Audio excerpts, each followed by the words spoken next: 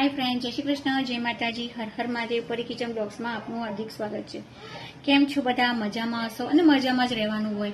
તો કાલે હું માર્કેટમાં ગઈ હતી તો મેં કાલ કેરીઓ જોઈ, મેં લાવો લઈ લઈએ। તો આ બદામ કેરી છે તો 100 રૂપિયાની કિલો। કઈ વખત તો 40-50 રૂપિયાની કિલો હતી બદામ કેરી, 50 રૂપિયાની હતી, 60-70ની પણ હતી, જેવી કેરી એવા ભાવ। તો આ વખતે પણ થોડો ભાવ છે, પણ મેં વિચાર્યું કે આ લોકો આખો દિવસ તડકામાં ઊભા રહે, મજૂરી કરે અને લોકોને કમાવાનું આ સિઝનમાં જ હોય, તો ક્યાં 10-15 રૂપિયા માટે આપણે શું એ લોકોને ઓછા કરાવવા, હું તો એ વિચારું છું। કારણ કે આપણે બધી જગ્યાએ હોટલમાં જમવા જઈએ કે મોલમાં જઈએ કે ફટ લઈને જે બિલ બને કેવું આપણે પૈસા આપી દઈએ છીએ। સાચી વાત કહેજો, તમે લોકો મોલમાં જાઓ તો એ લોકોને કહો છો કે ઓછા કરો, નથી કહેતા ને? એક રેસ્ટોરન્ટમાં જમવા જાઓ તમે કહો છો કે ઓછા કરો, હે?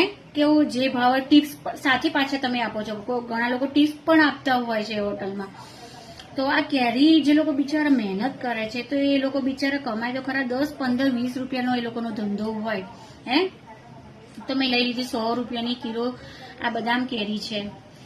અને તૈયાર રસ અત્યારે બધાને અમને લોકોને ઓછા ગમે છે, મને તો જાતે કેરી લઈને આવી રીતે રસ ખાવો વધારે ગમે। અમારા ઘરમાં બધાને તૈયાર રસમાં બધું એસેન્સ હોય, ખાંડ હોય, એની ખબર શું પણ નાખતા હોય, પણ જાતે કેરી લાવીએ અને આ જાતે હું આ રસ અમે બનાવીએ એ જ ગમે।